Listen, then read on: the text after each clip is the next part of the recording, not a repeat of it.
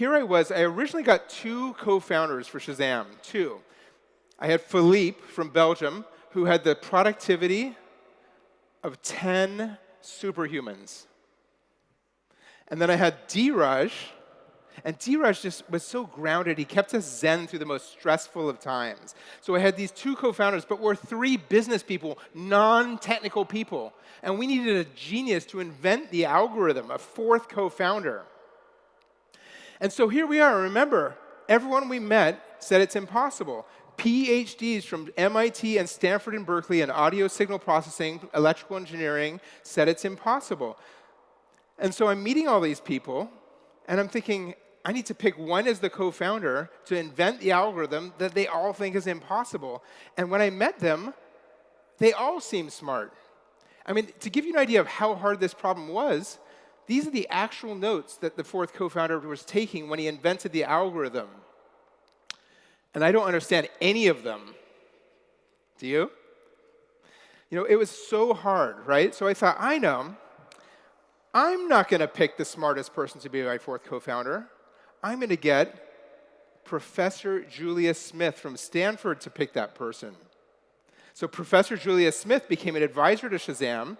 Professor Julius Smith had invented the algorithms that are in all Yamaha synthesizers. Professor Julius Smith had reported directly to Steve Jobs at Next Computer as the head of all audio technologies.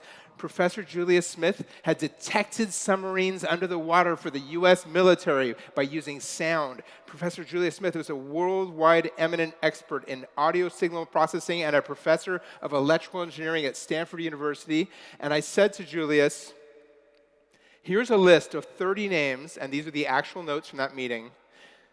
30 names. I want you to rank the 5 smartest, Julius, the 5 smartest PhDs out of MIT, Stanford, and Berkeley that are focused in audio signal processing with an emphasis in music and acoustics. We need to rank the 5 smartest so you can help me figure out who the #1 ranked person is to become the last and 4th co-founder of Shazam. And so we got Avery Wang as the next co-founder of Shazam, so he could invent this technology. Avery has 4 degrees from Stanford in mathematics, statistics, and electrical engineering.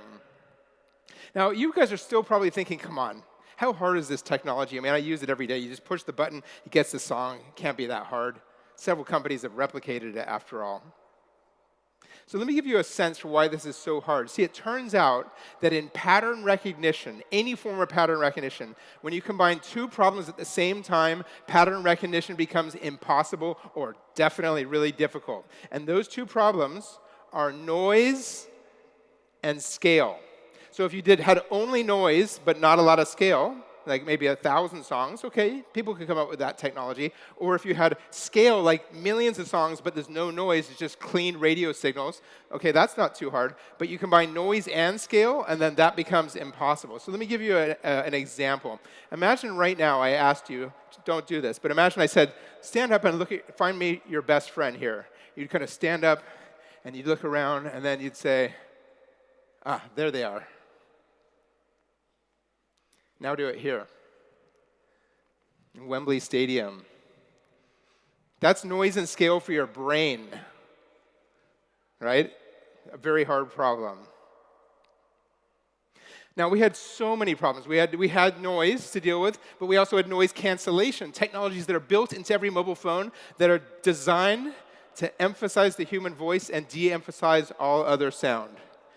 We had audio filtering that chops the top and the bottom of the spectrum off, so it sends it efficiently over the mobile network. Speed variation, where the DJs are changing the speed of the music so it matches up in speed, vinyl to vinyl. Pitch correction, where they then change the pitch of the music so it doesn't sound like the Chipmunks if they speed it up on CDs. Reverberation, such as you get in a room like this, an echoey sound distortion where the speakers are poor quality. All these challenges. I'm going to play for you 15 seconds of a song.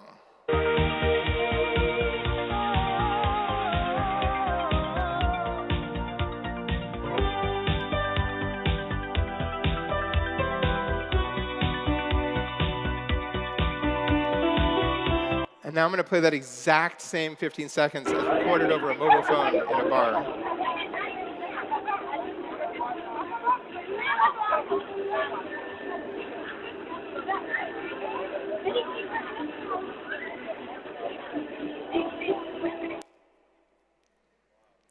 Scary, huh? Now you see why we were terrified that we wouldn't be able to invent this. And for many months, we didn't know what to do. We almost gave up. My co-founder, Avery, working with Professor Julia Smith from Stanford, almost gave up. They just couldn't come up with a breakthrough until one day they did. And they cracked the code, and they came up with an invention that had never been done before, a three-dimensional graph, a spectrogram that graphs energy peaks of sound against both time and frequency. And with that, we had the foundation of Shazam.